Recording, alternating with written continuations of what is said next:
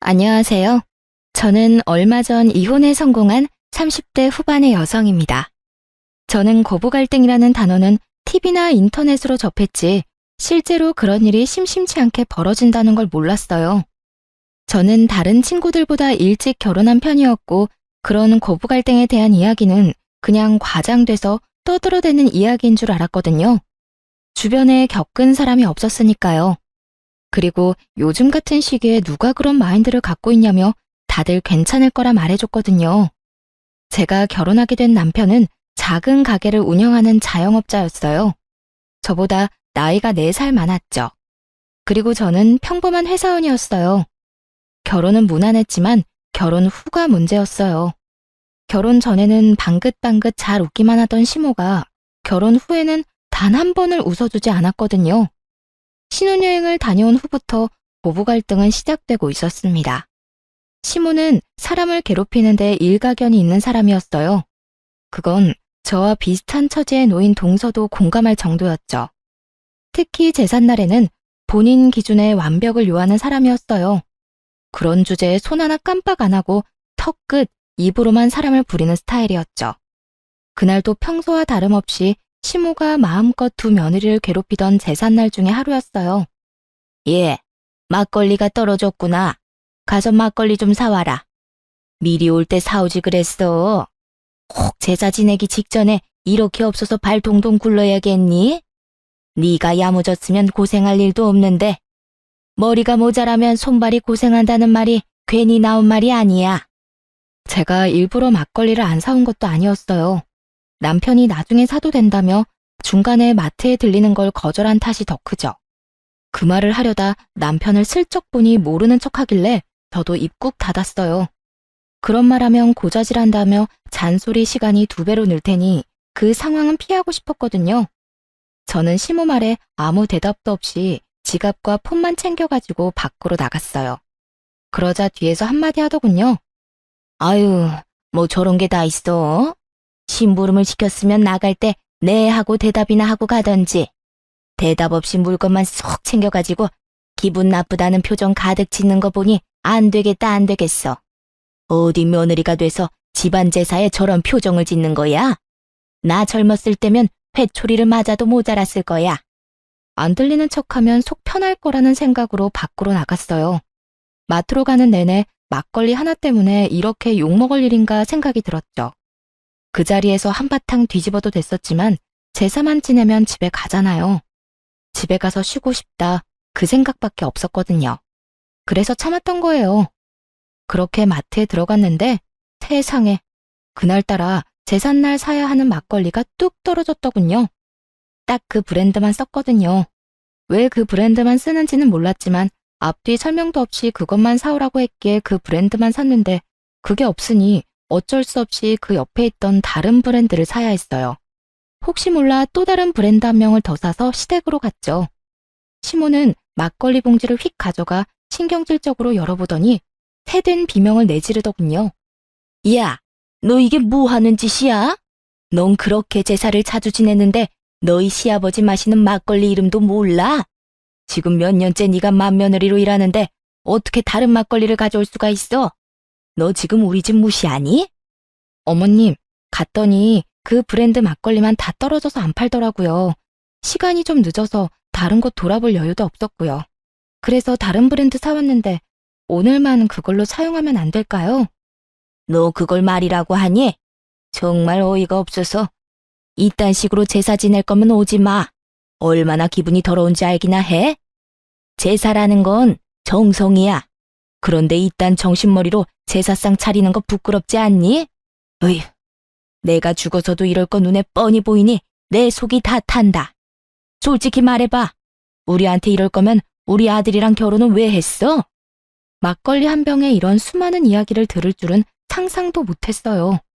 산 사람 취향 맞추는 것도 아니고 죽은 사람 제사 지낼 때 쓰는 술인데요. 이 술이나 저 술이나 똑같이 뭐가 그렇게 시시콜콜 따져야 하는 게 많은지 제가 가만히 있으니 더 폭주해서 난리가 나더군요. 잘난 너의 부모님이 그렇게 하라고 시켰니? 응? 너희는 대충 아무거나 그런 식으로 하라고 배웠어? 세상에, 이래서 가정교육이 중요한 거야. 너희 시아버지 돌아가셨다고 중요하지 않다고 여기는 것 자체가 예의 없고 경우 없는 짓이지. 그리고 둘째 며느리, 너도 마찬가지야. 너도 잘하는 거 하나도 없어. 손끝이 왜 그렇게 야무지지 못하니? 네 집안 사정도 우리가 잘 알고 있다만 그래도 이건 너무하지. 남의 집 재산 망쳐놓고 또 그러겠지. 우리도 우리 집에서는 귀한 딸이에요. 귀한 딸은 웃기고 있네. 그딴 식으로 할 거면 우리 집에서 당장 나가. 나도 이런 식으로 개념 없는 애들이랑 같이 지내고 싶은 생각 요만큼도 없으니까. 아주 말로 사람을 잡더군요. 보자 하고 있으니 사람이 보자기로 보였는지 아주 할 말 안 할 말 입 밖으로 다 꺼내고 있더라고요. 그렇게 시모가 두 며느리를 잡는 동안 두 아들들은 아무것도 들리지 않는 척, 아무것도 보이지 않는 척 거실에 앉아 TV만 보고 있더군요. 부모님 이야기까지 나오니 저도 참을 생각은 없었어요. 그리고 언젠가 한 번은 터뜨려야 될 일이라고 생각했거든요. 사람이 무엇을 시키려면 그것이 왜 중요한지, 왜 그렇게 해야 하는지 정도는 같이 가르쳐주는 게 상식이고, 막걸리 브랜드가 그렇게 중요했다면 그냥 가자는 남편 머리통을 쥐어 박아서라도 다른 마트까지 가서 가게를 탈탈 털어서 그걸 사왔을 거예요. 지 아들놈도 아무렇지도 않게 생각하는 막걸리를 왜 며느리들이 신경 써야 하는 거죠? 어머님, 그게 그렇게 중요한 거였으면 저한테 미리 말씀해 주시지 그러셨어요. 제가 여기 올 때 남편한테 마트 들러달라고 얘기했는데 당장 집 많다고 안 들리더라고요. 나중에 사오면 된다고 그냥 여기로 와버렸거든요. 그리고 그 막걸리가 그렇게 중요한 거면 왜 그 브랜드만 사야 하는지 얘기라도 해줬어야죠. 시아버님에 대한 얘기 다른 거 다 해준 적 없으시면서 저희한테 그렇게 화를 내시면 어떡하죠? 그냥 저희한테는 화풀이 하신 거잖아요. 그렇게 중요한 거면 가족이 챙겨야죠. 저희 같은 남한테 챙기라고 하는 게 아니라, 아니, 생각할수록 웃기네. 막걸리 하나로 이렇게 뒤집어지는데 자식이라고 아들이 둘이나 있는데 아무도 그 막걸리 신경 안 쓰는데요. 어느 집 불효자식이 그래요? 자기 집 일은 자기가 알아서 해야지. 그렇다고 며느리한테 말해준 것도 없으면서 정성이 어떻니, 결혼하니 마니 그런 얘기를 왜 하시냐고요. 뭐라고? 다시 말해봐. 너 지금 그게 시어머니한테 할 말이야? 그럼 어머님이 하신 말은 며느리한테 할 수 있는 말이라고 생각하세요? 아니, 같은 인간한테 할 수 있는 말이라고 생각하시냐고요. 누가 들어도 무시하고 짜증내고 화내고 분풀이인데 그걸 왜 제가 들어야 돼요? 그걸 왜 동서가 듣고 있어요? 그렇게 중요한 제사면 어머님이 혼자 준비하세요. 며느리들 보듬어가며 가르치고 알려줘도 모자랄 판에 자기 원하는 대로 안 했다고 화만 내고 있으니 누가 어머님 장단에 맞춰주겠어요? 안 그래요? 그럴 거면 아들들 데리고 제사 지내요. 속 편하시도록. 저는 많이 참는 편이긴 하지만 그렇다고 해야 할 말을 하지 않는 스타일은 아니었어요. 내성적이지는 않았죠. 다만 말을 뱉고 나면 관계를 되돌릴 수 없다는 걸 확실하게 알고 있었기 때문에 정말 관계를 개선하기 위해서 필요한 경우가 아니면 절대로 남에게 아쉬운 소리를 한 적이 없어요. 그런 제가 거의 막말에 가까운 말을 퍼부으며 시모에게 따박따박 말대꾸하는 제 모습을 보고 그들도 놀랐던 것 같아요. 그제야 슬금슬금 남편이 저한테 와서 그러더군요. 여보, 왜 그래? 왜 그렇게 화가 났어? 빨리 엄마한테 사과드려. 그렇게 큰 소리 낼 일 아니잖아. 그냥 죄송하다고 하고 넘어가면 될 일을. 죄송하다고 하고 넘어가면 될 일이라고? 이게?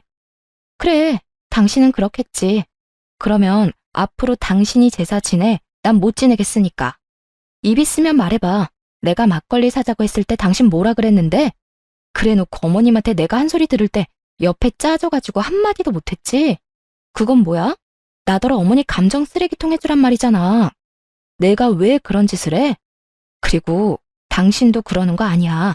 사람 앞에 두고 아닌 건 아니라고 얘기해줘야 되는 거지. 어머님이 나 혼낸다고 그 모든 게 당연한 것이라고 생각하고 그런 식으로 행동하는 거 나 기분 더럽거든? 당분간 제삿날에 나 찾지 마.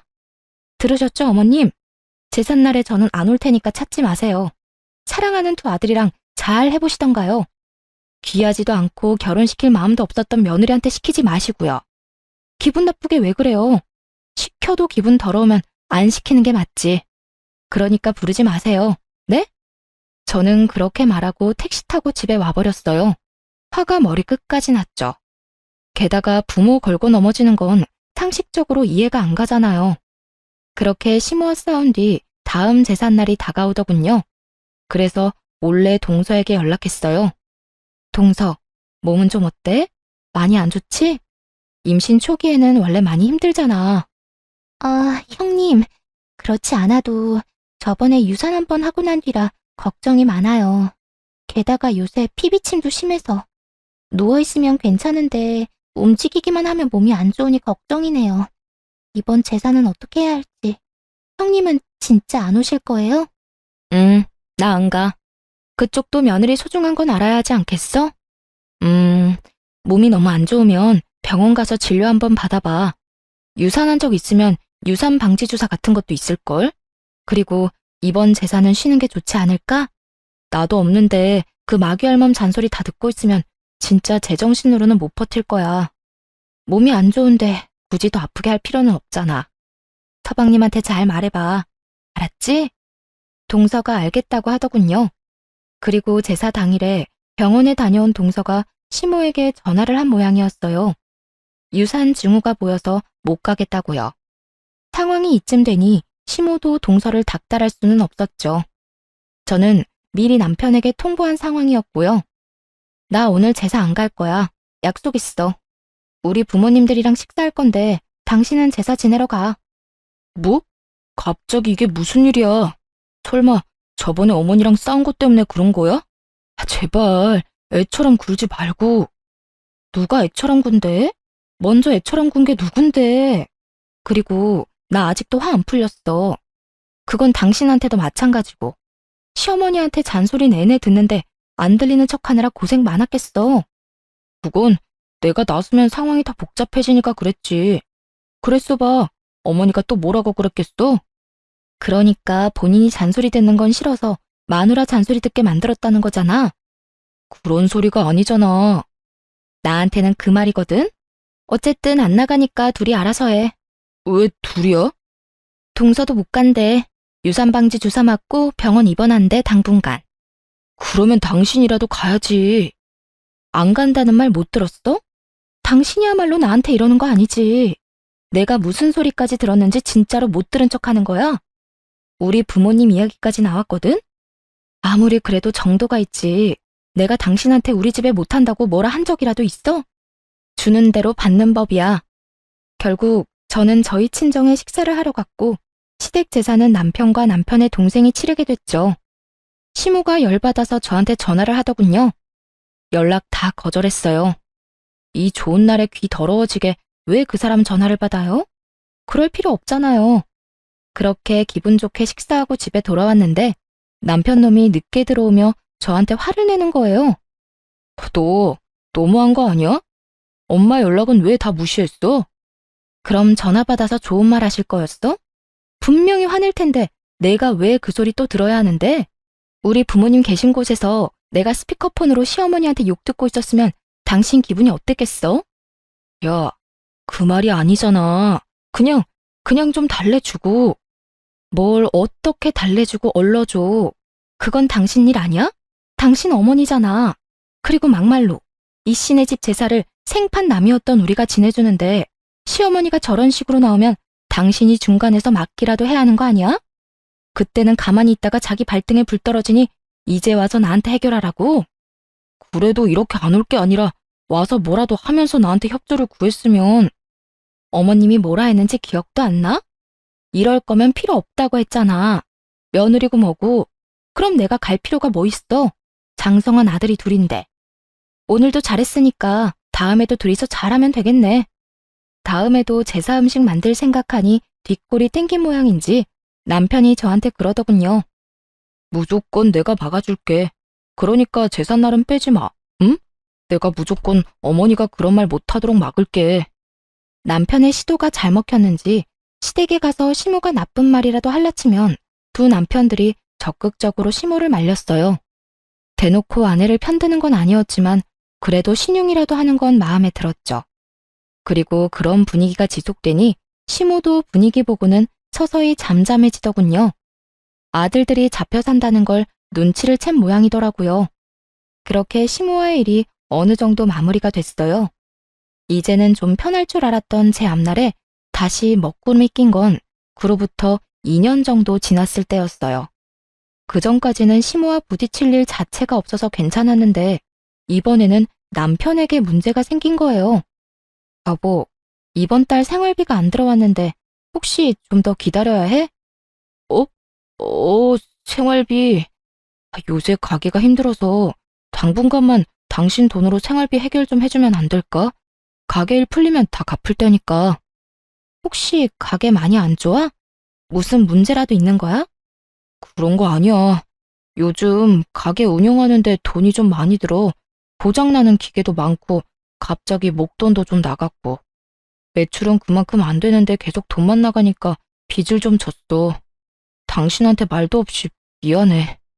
괜찮아. 가게 일이잖아. 당분간 생활비 걱정은 하지 마. 내가 내 월급으로 알아서 해결할 테니까.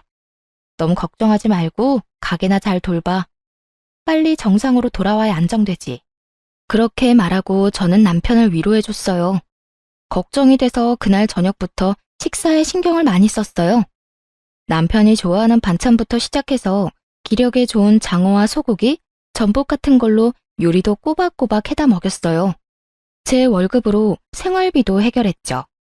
그런데 그런 제게 청천벽력 같은 상황이 벌어졌어요. 그날은 남편이 저 대신 시댁에 간 날이었어요.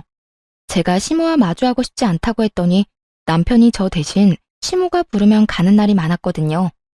뭐 시모가 저한테서 아들을 뺏고 싶어서 자주 부른다는 것 정도는 예상했지만 이 시기에는 생각보다 자주 불려갔어요. 그런데 남편이 시댁에 가 있는 동안 남편 노트북으로 확인할 것이 있어 들어갔다가 말도 안 되는 메시저 내용을 확인하게 된 거예요. 남편이 누군가에게 문의를 한 내용이었는데 그게 충전과 관련한 내용이더라고요. 그런데 게임이니 카지노니 이런 말이 들어가 있는 걸 보니 아무리 문외한인 제가 보더라도 이게 사이버 도박이라는 건 모를 수가 없겠더라고요. 그걸 보는데 손이 덜덜 떨리는 것이 와, 그때 생각하면 아직도 머리가 새하얘져요. 사실 저희 삼촌 중에 한 명이 도박하셨던 분이 있었거든요.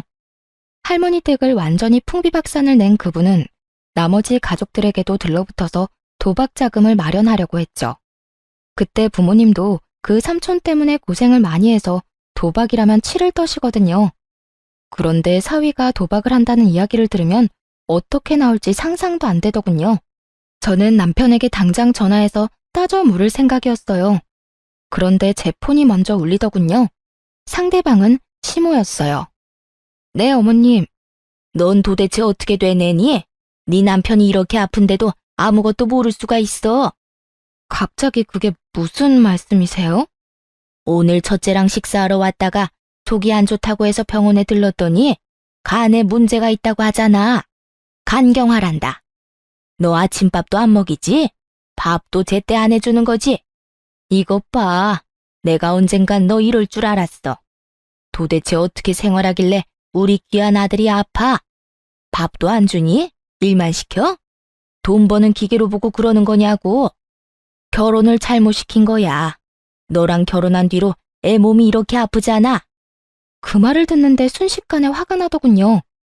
그 귀한 자식이 사이버 도박을 하는 줄도 모르고 아프다는 이유만으로 며느리한테 모든 게 네 탓이라고 말하는 시모를 보니 어이도 없고 짜증도 났어요. 저랑 결혼한 지 이제 4년이에요. 4년 데리고 살았다고 몸이 망가져요? 그러면 애 저녁에 어머님이 건강하게 낳아줬으면 될 일이잖아요. 왜 저한테 따지세요? 그리고 어머니 아들한테 물어보세요. 제가 아침 저녁으로 뭘 먹이는지. 생활비도 안 주는 놈한테 저녁마다 소고기, 장어, 전복, 몸에 좋다는 건 다 해다 바치는데 뭐요? 결혼을 잘못 시켜서 그렇다고요? 어디 가서 돈도 안 벌어다 주는 남편한테 그렇게 해주는 여자 있는지 물어나 보세요.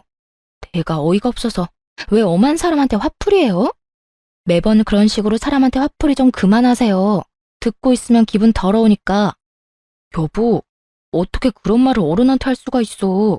기분이 더럽다니. 엄마가 내 걱정 때문에 좀 과격하게 말하긴 했지만 그렇다고 해서 그런 말을 함부로 하는 건 아니지. 어른을 좀 공경해. 너 하는 거 보면 영락없이 철없는 애처럼 보이잖아. 빨리 사과해. 내가 사과를 왜 해? 사과하려면 어머님이 나한테 먼저 해야 하는 거 아니야? 말해봐. 당신 아픈 게 내 탓이야? 내 탓이냐고. 내가 식사 굶긴 적이 하루라도 있어? 내가 당신 건강 하루라도 안 챙긴 적이 있냐고. 내 몸 챙길 때마다 당신 몸도 꼬박꼬박 챙겼어. 돈 없다고 나한테 생활비 다 대라고 했을 때도 군말 없이 다 해주겠다고 했고. 그런데 뭐? 결혼을 잘못 시켰다고? 내가 병을 키웠다는 말인데 그게 맞는 말이냐고. 그래, 네가 내 건강 안 챙긴 적 없고 내 말 다 들어준 것도 맞아. 그치만 내가 말하는 건 다른 거잖아. 네가 우리 엄마한테 그런 식으로 행동하는 건 선 넘은 거라고. 선을 누가 먼저 넘었는데 어머님이 먼저 넘은 거 못 들었어? 아, 저번처럼 아예 못 들은 척 하려고? 그래, 됐어. 나도 당신 같은 사람하고 더는 못 살아. 이혼하자. 이혼하고 깔끔하게 정리해. 나는 어머님한테 사과할 마음 없고 그쪽도 그럴 마음 없으니까 그냥 여기서 각자 인생 사는 게 속 편하겠네. 안 그래? 야, 갑자기 무슨 이혼이야. 너 도대체 무슨 생각이야? 미쳤어? 이딴 일로 무슨 이혼 이야기를 꺼내? 아니, 해. 네가 뭘 잘못한 게 있다고 저 망할 년한테 잡혀 살아? 이 엄마가 너 도와줄 테니까 전현이 하자는 대로 해. 이혼한다 하면 누가 무서워할 줄 알아? 너같이 못된 애한테는 우리 애가 아까워. 너하고 우리 아들 이혼하고 나면 내가 더 좋은 여자하고 결혼시킬 거다. 그러니까 지금 당장 이혼해. 어머니, 안 돼요. 지금 저는 이혼할 만한 상황이 아니라고요. 발등에 불 떨어진 남편이 끙끙대더군요. 시모에게 뭐라고 이야기는 하고 싶었겠죠. 그런데 지가 도박하느라 돈 다 잃고 빈털터리에 마누라한테 생활 책임지게 하고 있다는 말을 할 수 있을 리가 없잖아요. 어떻게든 속이고 싶어 할 텐데 저는 솔직하게 말해서 잘 됐다 싶었어요. 이대로 이혼하면 제일 깔끔하니까요. 도박하는 놈 뒤치다꺼리 하느니 이대로 헤어지는 게 맞는 거잖아요. 아무것도 모르는 시모는 이혼하라고 난리고 남편 놈은 생각 없이 꺼낸 한마디에 생각지도 않았던 이혼 이야기를 들었으니 당황했을 거예요. 결국 남편 놈이 집까지 헐레벌떡 달려왔더군요. 그러더니 다짜고짜 그러는 거예요. 진짜 이혼할 거야? 나는 절대로 이혼 못해. 왜 우리가 이혼을 해? 내가 사과할게. 엄마가 한 말 모두 내가 사과한다니까. 그러니까 이혼 이야기도 꺼내지 마. 아니, 나는 이혼할 건데? 어머님의 괴롭힘, 그리고 아까 전과 같은 언어폭력. 내가 그런 걸 어느 정도 참으면서 살았던 건 오로지 당신에 대한 믿음 하나뿐이었어. 하지만 그 믿음에 당신이 돌려준 게 뭐야? 그래서 나도 엄마랑 너 사이 최대한 중재했잖아. 아니, 그거 말고 너 나 몰래 도박했잖아. 여태 가게가 힘들어서 빚 만들었다는 것도 싹 다 거짓말이잖아. 너 도박한 거 이미 다 알고 있어. 제가 도박 이야기를 꺼내자마자 남편 놈이 아무 말 못하더군요. 언제까지 속일 생각이었어? 나한테 아무 말 안 하고 언제까지 나 우려먹을 생각이었는데 니네 엄마 때문에 힘든데 당신마저 도박을 해? 두 사람이서 쌍으로 나를 말려 죽이려고 작정을 한 거지? 그럼 나도 내 살 길 찾아가야 하지 않겠어? 그래서 이혼하자는 거야. 고맙게 생각해. 내가 당신 엄마 앞에서 도박 이야기 안 한 거. 결국 도박 이야기를 꺼내고 나서야 이혼을 하기로 했어요. 남편이 시댁에 어떻게 말했는지는 몰라도 시모는 전화 와서 아주 속 시원하다며 저를 비웃더라고요. 그래, 잘 생각했다. 네가 한 일 중에 제일 잘했어. 우리 아들하고 이혼하고 잘 살아봐라. 네가 우리 아들만큼 잘난 남자 다시 만날 수 있겠어? 어림도 없지. 내가 그렇게 되지 않도록 말 잘 듣고 싹싹하고 예쁜 여자로 재혼시켜줄 거니까. 네, 알아서 하시고요. 그냥 저는 저한테 피해만 안 주면 돼요. 이혼한 사이니까 완전 남인 거 맞죠? 저한테 나중에 딴소리 하시면 안 돼요. 제 말이 허풍이라고 생각했는지 시모가 그러더군요. 피해? 네가 우리 아들한테 준 피해는 생각도 안 하지? 오냐, 내가 죽었다 깨도 너한테 연락할 일은 없을 거다. 우리 아들도 마찬가지고. 그렇게 전 남편과 이혼하게 됐네요. 도박 자금 마련해달라고 하기 전에 이혼하게 돼서 얼마나 다행인지 몰라요. 그런데 몇 달 지나지 않아 예전 동서가 잠깐 보고 싶다고 하더군요. 시모의 구박을 둘이서 함께 받은 사이였다 보니 생각보다 정이 많이 들어서 이혼 후에도 이래저래 연락을 지속하던 중이었어요. 동서는 반쪽이 된 얼굴로 저를 보자마자 하소연했어요. 형님, 저 더 이상은 못하겠어요. 어머님이 형님 나가고는 2배로 괴롭혀요, 2배로. 말만 하면 너는 첫째처럼 하지 마라. 너 지금 굉장히 첫째 며느리 같은 거 아냐? 아니, 내보냈으면 그냥 깔끔하게 잊고 살면 될걸. 왜 자꾸 매번 그걸 다시 상기시키려는 건지 이해가 안 돼요. 아, 진짜? 그 할망구도 여전하네. 이제 막 애 낳고 산후조리하는 애를 괴롭혔다고? 임신 중에도 그딴 말하고? 그것뿐이면 제가 말을 안 해요. 우리 친정엄마 어린 시절에 다쳐서 발 저는 거 알고 계시죠? 무슨 일만 생기면 그걸 그렇게 들먹여요. 이번에도 제가 애 낳고 몸 상태가 안 좋아서 좀 쉬엄쉬엄 하려고 하는데 딱 뒤에서 그러더라고요. 너도 네 애미처럼 절름발이냐고. 뭘 그렇게 느적느적거리냐고요. 저는 너무 놀라서 동서에게 되물었어요. 그런 말을 했다고? 할망구 드디어 미쳤네. 아니, 어떻게 말을 해도 그렇게 사람 신경 건드리는 말만 골라서 해? 부모 건드리는 건 예의가 아니지. 그렇다고 자기가 자식들을 그렇게 잘 키운 것도 아니고. 봐봐, 전 남편이나 도련님도 힘든 일을 도와주기를 해. 이런 일이 있을 때 막아주기를 해. 아이고, 동서만 불쌍하게 됐네. 그래서 그런데 제가 이혼 상담이라는 걸 좀 받아보고 싶거든요. 실제로 할 거라는 말은 아니고 상담해보고 저한테 유리하면 이혼을 하는 게 맞지 않을까 해서요. 이런 식으로 애 데리고 못 살아요. 나중에 애가 커서 어머님이 하시는 거 보고 배우기라도 하면 진짜 세상이 무너질 것 같거든요. 그냥 저를 찾아온 게 아니더군요. 아무래도 제가 이혼하고 난 뒤로 워낙 시모가 많이 괴롭힌 것도 있지만 시동생이 동서를 도와주지 않아서 그런 것 같았어요. 그래서 제가 동서에게 명함을 하나 건넸죠. 나 이혼할 때 봐준 변호사 사무소야. 이혼 전문이라 최대한 동서한테 도움되도록 도와줄 거고. 근데 이렇게 시모 괴롭힘으로 이혼하는 거면 그 증거도 갖고 있어야 하거든? 동서가 좀 힘들고 귀찮겠지만 녹음이라던가 녹화, 폰 문자 내역 같은 것도 다 증거로 수집해놔야 할 거야. 고마워요, 형님. 정말 그 집구석 인간들한테 본때를 보여주려고요. 불쌍한 우리 친정엄마를 걸고 넘어졌을 때 이미 선 넘었거든요. 그렇게 동서도 이혼을 준비하더니 곧 시댁에 통보가 갔더군요. 둘째 며느리의 이혼 이야기까지 나오자 그제야 발등에 불이 떨어진 걸 실감했는지 시모가 저 이혼할 때와는 다른 행동을 하기 시작했어요. 동서에게 가서 붙잡았다고 하더군요. 이혼 안 하면 안 되겠냐고요. 저한테 뭐라고 했는 줄 알아요?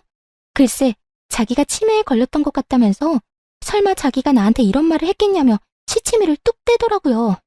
치매는 무슨...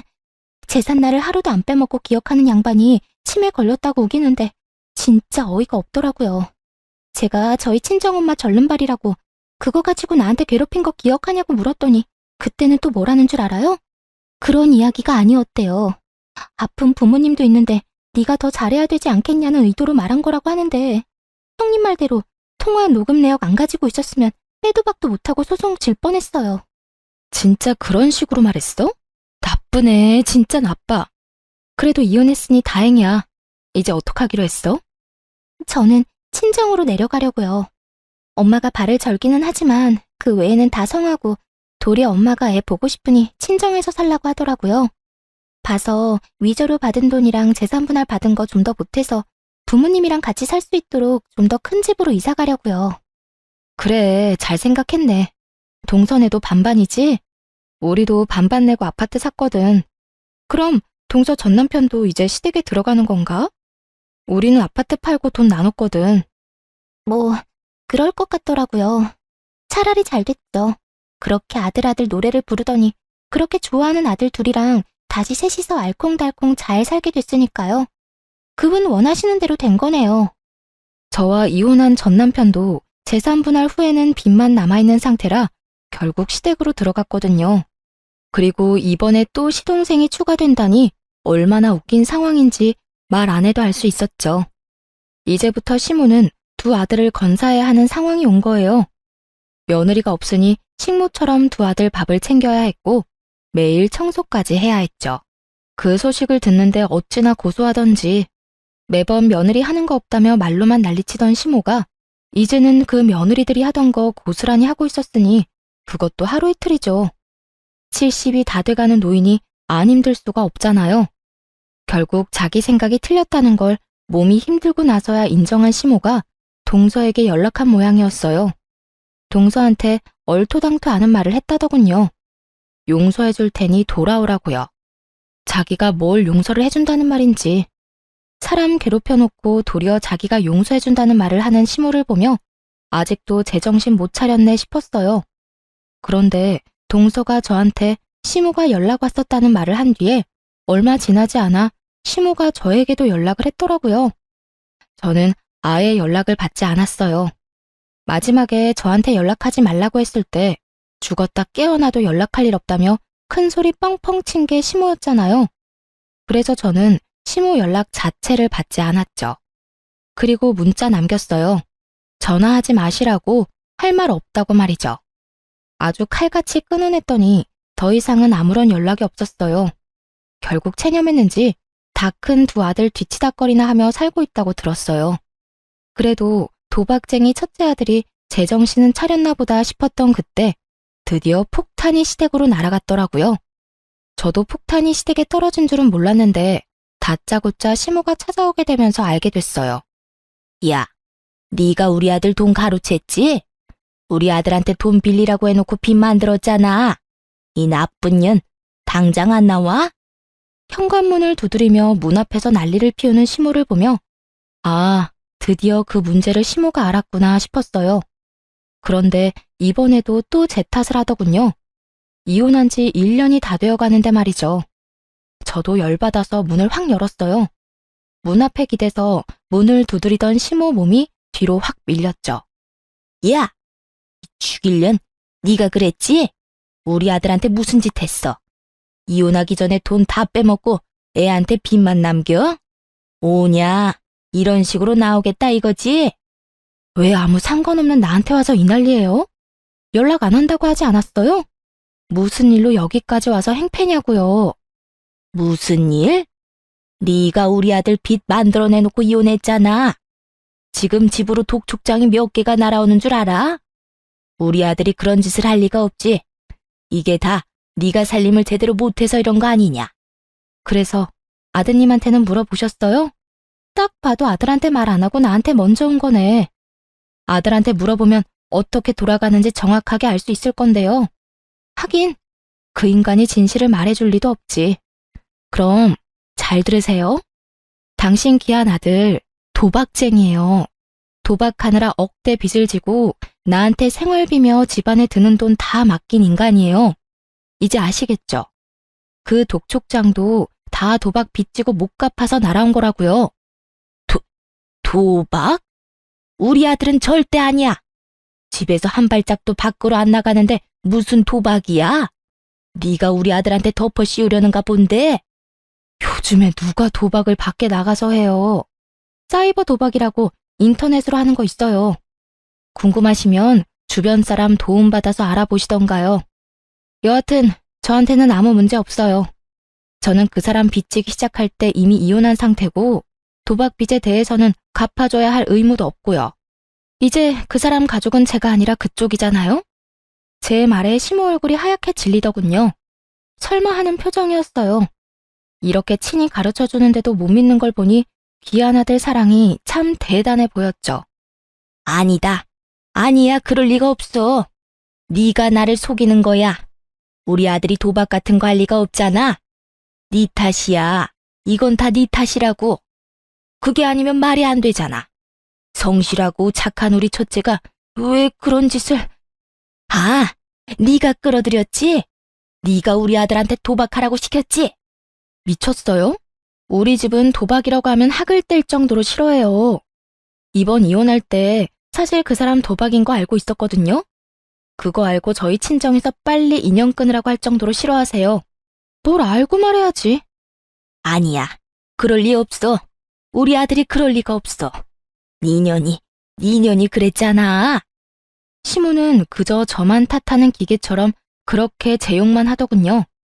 그렇다고 이렇게 놔둘 수도 없어서 전 남편에게 전화를 했어요. 당신 엄마 데려가라고요.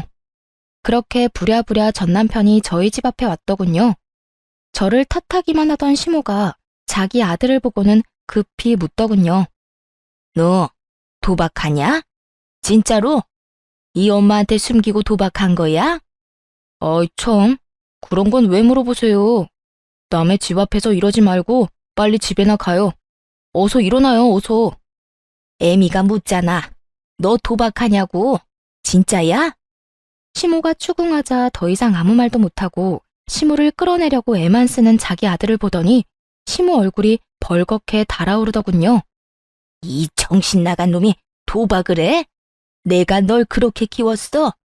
그게 얼마나 무서운 병인지 알고나 하는 거야? 너 그거 손모가지를 끊어도 못 끊는 게 도박이야. 그걸로 지금 빚을 억이 넘도록 지고 망할 것 같으니라고 네가 그러고도 엄마 집에 기어들어와? 양심이라는 게 있는 놈이야? 시모가 눈 돌아가니 정말 무섭더군요. 아들을 향해 삿대질을 하며 욕을 하는데 보고 있던 저까지 놀랄 정도였다니까요. 그렇게 감싸고 돌며 우리 아들 하더니 아들이 도박을 한다는 사실을 알자마자 그런 모습은 온데간데 없고 아주 원수 보듯이 하더군요. 너 같은 놈 자식으로 키운 적 없다. 나가. 당장 내 집에서 나가. 너 이혼하고 우리 집에 들어온 것도 그 도박빚 때문이지? 우리 집에 있으면서 패기치지 말고 오늘 당장 짐 싸서 나가라. 난 너랑 한 집에 있기 싫어. 그러니 좋은 말 할 때 나가. 와, 어머니, 어떻게 그러실 수 있어요? 제가 와이프랑 이혼하게 된 것도 따지고 보면 어머니가 그렇게 만드는 바람에 이혼하게 된 거잖아요. 아들 이혼시켜놓고 언제는 다 해줄 것처럼 받아들여주더니 꼴랑 도박 좀 했다고 지금 사람을 쫓아내겠다는 거예요. 난 못 나가요. 못 나가니까 엄마가 알아서 해요. 그러니까 왜 와이프 속을 긁어서 이혼을 하게 만들어요? 나 이혼할 생각 없었다니까. 이혼 안 하고 와이프가 내 빚 갚아줬으면 모든 게 다 그대로 해결될 일인데 엄마 때문에 다 망친 거잖아요. 나 그럴 생각으로 이혼 안 하려고 했는데 엄마가 계속 와이프 속 긁었고 엄마 아니었으면 지금쯤 와이프가 내 빚 다 갚아주고도 남았을 거라고. 얼빠진 소리 하고 있네. 야, 내가 왜 네 빚을 갚아줘? 가게에서 사업하다가 생긴 빚이면 몰라. 근데 도박하다가 빚인 거잖아. 그걸 내가 왜 갚아주냐고. 나는 그런 거 갚아줄 생각 눈꼽만큼도 없으니까 두 분이서 알아서 하시고요. 일단 저희 집에서 나가세요. 왜 남의 집 문 앞에서 난린데? 나는 이미 상관없는 사람이니까 그런 이야기는 우리 집 앞에서 말고 다른 데서 하세요. 월! 월!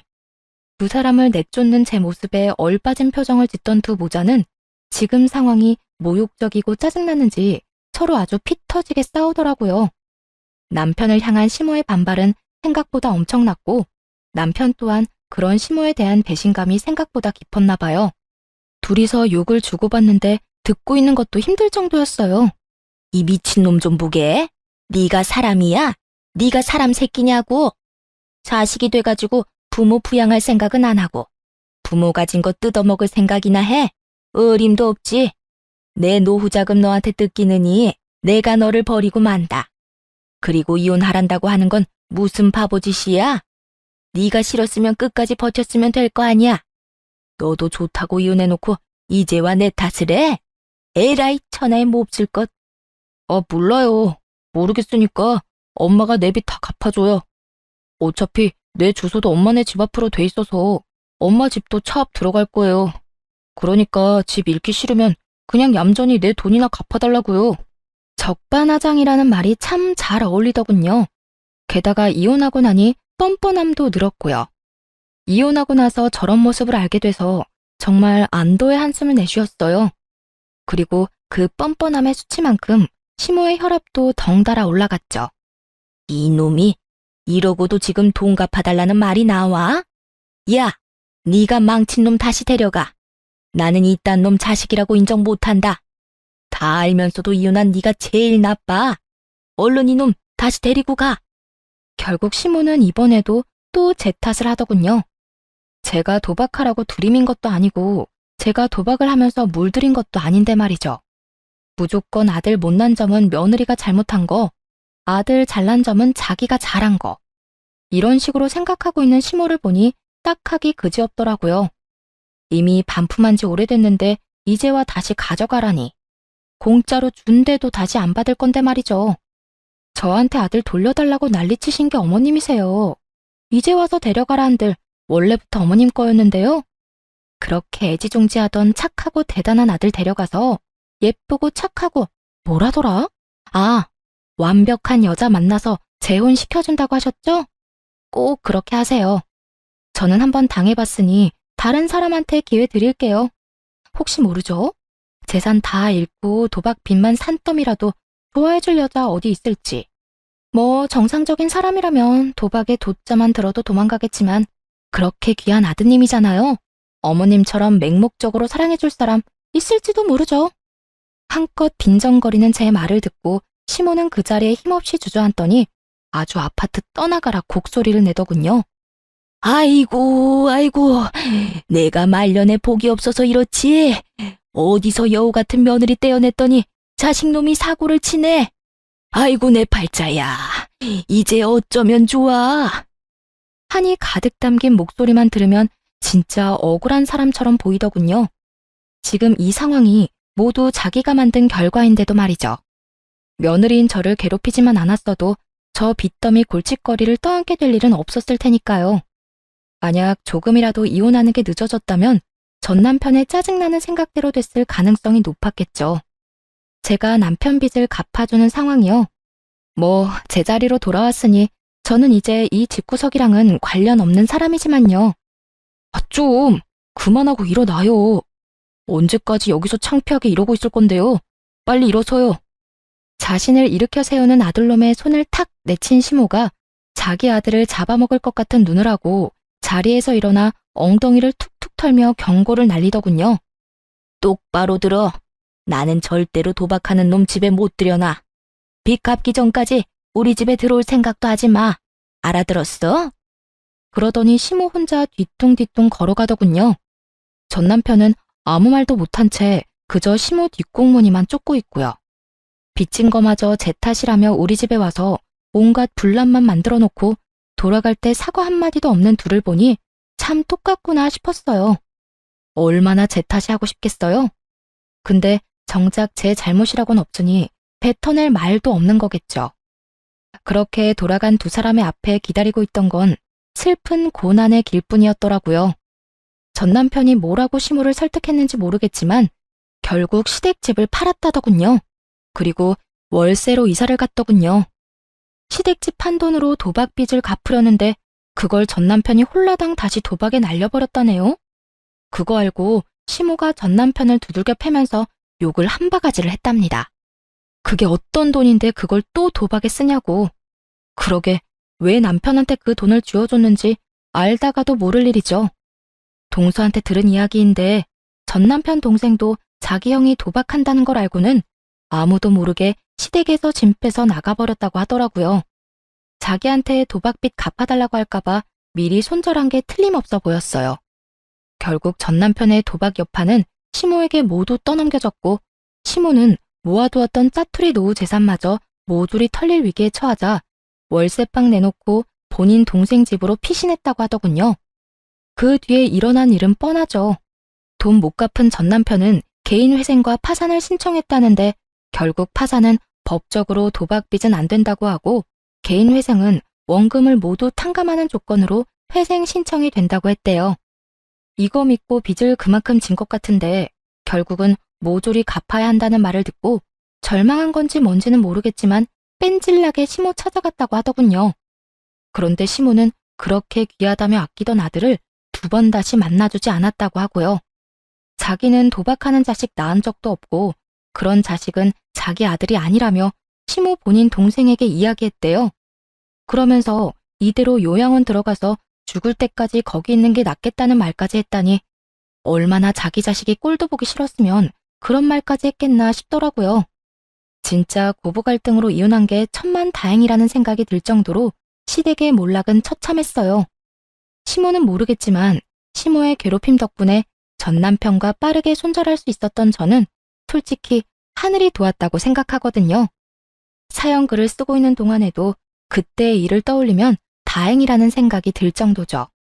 당시에는 괴로운 일이었지만 지금은 아무렇지 않으니 함께 즐겨주셨으면 좋겠어요. 지금까지 제 사연 들어주셔서 감사합니다. 행복한 하루 되세요.